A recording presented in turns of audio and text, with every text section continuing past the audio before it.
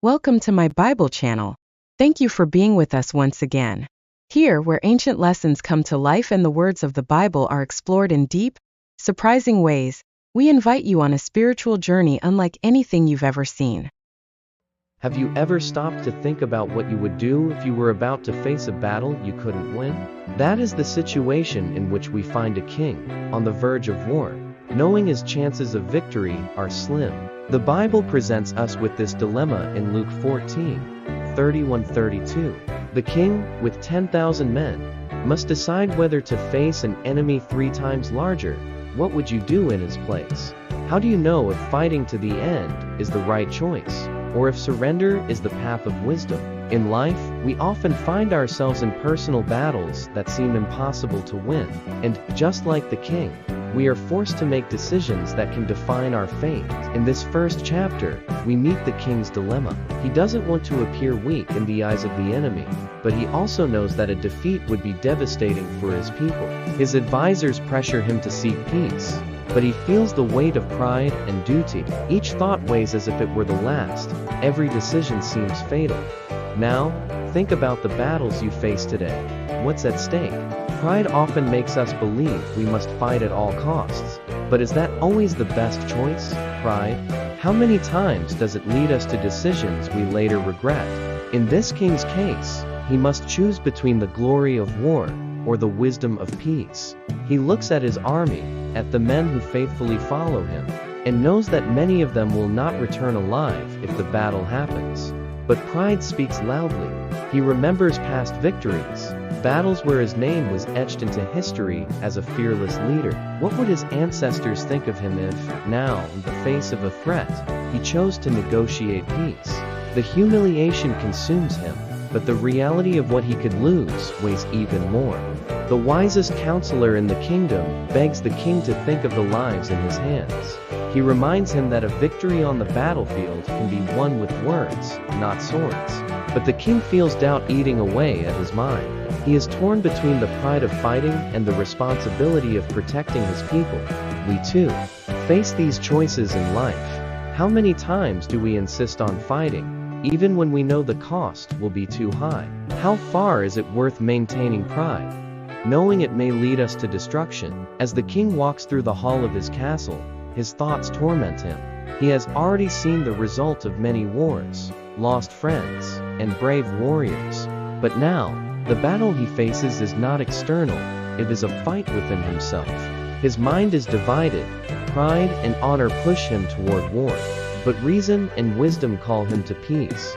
He remembers the words of his counselors, the pleas of his people, but the image of the enemy haunts him. Does a king who kneels before another lose his authority? What is more important, glory or the safety of the kingdom? In this reflection, the king realizes that his battle is, in fact, the same one we all face. How many times do we fight against ourselves?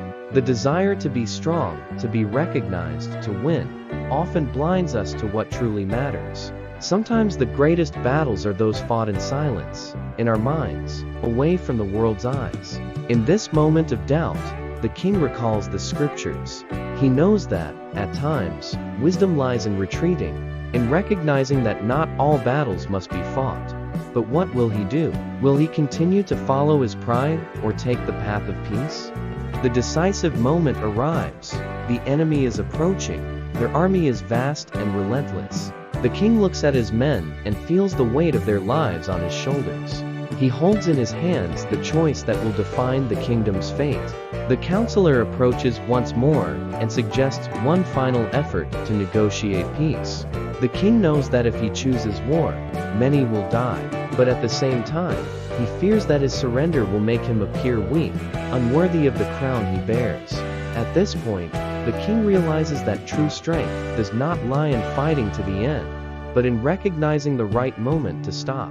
Not all battles need to be won with violence. Sometimes victory is achieved with wisdom and humility. What would you do in his place?